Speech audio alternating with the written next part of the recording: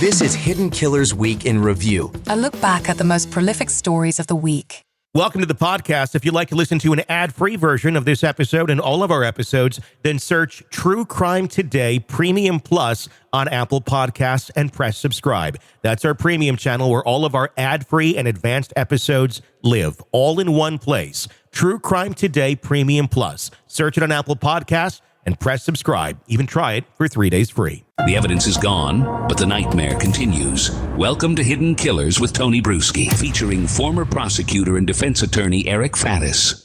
Richard Allen's fate hanging in the balance as we're recording this piece right now. He's accused, of course, being of the Delphi murderer category. We'll see if a jury believes that, as that is where it's sitting right now in their hands. They may already have the verdict by the time you're watching this. Joining me to discuss the case itself and how it's all played out up until its final moments, Eric Faddis, defense attorney and former prosecutor.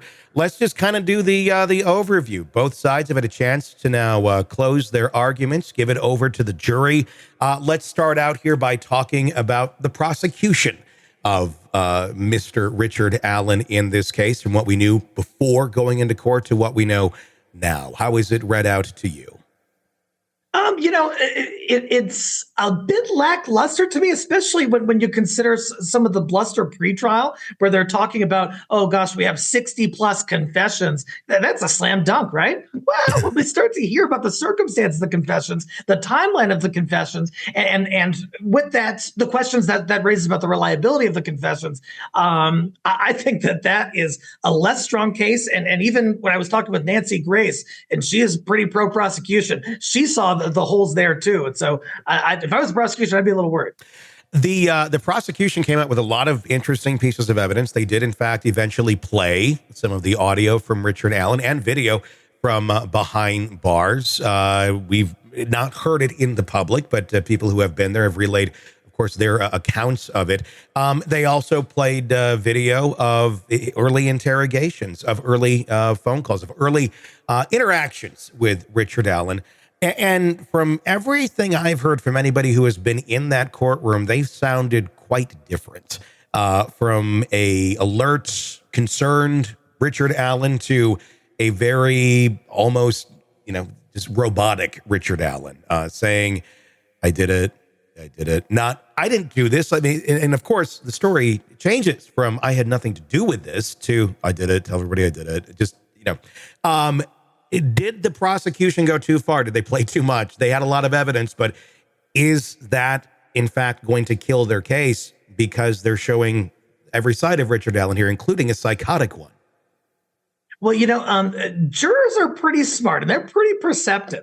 And so if you're showing two sides of the same person that are visibly contrastable, like you can see the visible differences in his mental state in the early interviews as compared to the later confession statements.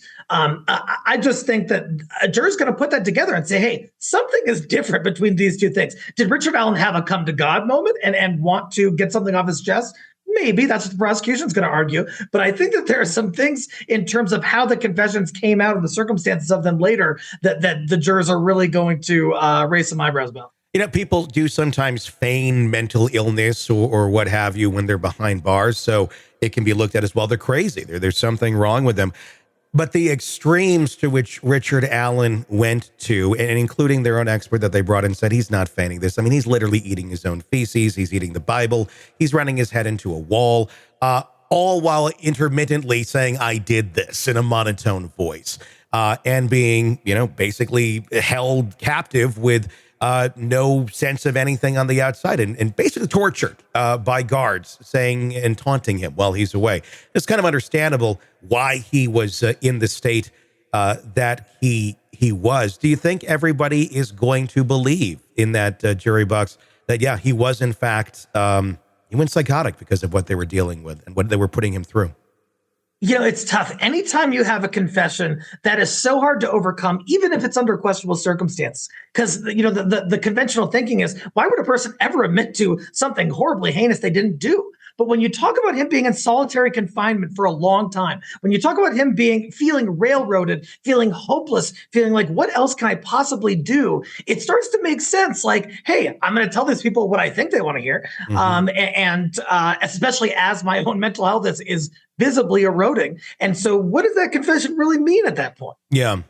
I want to talk about some of the evidence as well that the prosecution brought up, and I'm interesting. I'm very interested in how they're qualifying some of this evidence, specifically the state trooper that confirms the voice matched Alan. Now that's his testimony. The voice matched Alan. Is that all it is? Is it just him going up there going, I listened to it. I think the voice matched Alan.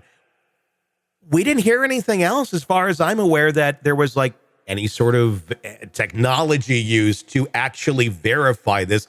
Anybody can just say, yeah, I think this is the guy. That's not any sort of verifiable proof. It's a guy making a claim. But that seems to be what they're sitting on, that it matches Alan's voice in a very inaudible way. Yeah, I mean, it would be so much more compelling if they did some kind of like audio analysis and they said, hey, here are the pitches of Richard Allen's voice. Typically, you could even do like an AI analysis of his interviews and say, hey, here's the ranges within which he speaks. Here's sort of his cadence, and is the audio from that video consistent with that? But no, it's just a dude up there saying, yeah, it kind of sounds like him. And that's what amazes me. And that's just kind of like what they're resting on. I've never seen it where it's like this guy, and they're using it in a very technical way, though. It's a voice match. No, it's not. It's someone's opinion. It's a guess. There's nothing that says that. The ballistics is the other thing, and that's being argued on both sides. Of course, the prosecution saying, yeah, look at this unspent round really matches Alan's Sig Sauer pistol. The problem with that is it's not a very complete science. It could have been in another gun and, matched that too pretty accurately if it's the same type of gun. How strong do you think that is playing to the jury, and the fact that the jury now knows that bullet was there after you had 30, 40 officers trampling through the place, and then, they found it then? Oh, yeah. And this type of ballistics analysis has never been that compelling to me, especially when you hear it in court. It's really a person getting up there and saying, hey, like some marks on the back of this bullet look like what I might expect them to look like from this gun. So it's got to be from this gun. But that's clearly there's some holes there. And I am not at all persuaded by the ballistics analysis in this case. Yeah, I mean, speaking of holes, there's just so many holes in the prosecution's case. Were you expecting that they were going to have something up their sleeve that we were just sitting here going, they must have? They're being so bold in front of this case and just denying everybody's motion. It was either they have nothing and they really want everything that could possibly show he's innocent not coming to light, other than what already is going to be there because our case is so weak, or they have something really amazing. It feels like it was the latter.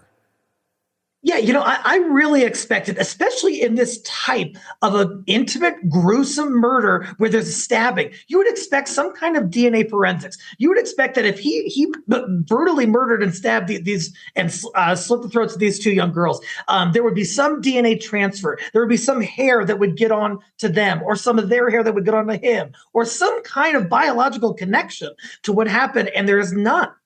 Well, speaking of the hair, that was an interesting point, too. And I think what their explanation was spoke so much to how incompetent this investigation was. You had people just commenting, well, we thought it might be a family member. Everything's up for grabs in a murder investigation. There's no, well, we thought maybe. That just makes sense. No, what the hell is that? Where there was so much of that in this investigation, because they did find some hair on the girls, but they tested it far later. The initial reaction was, yeah, it's family. It's this or that on a body. I mean, what is that? Just inexperience? Is that just, the podunk police department that just doesn't know what the hell they're doing? And they're just trying to do the best they can with what they have, including the limited knowledge and experience they have?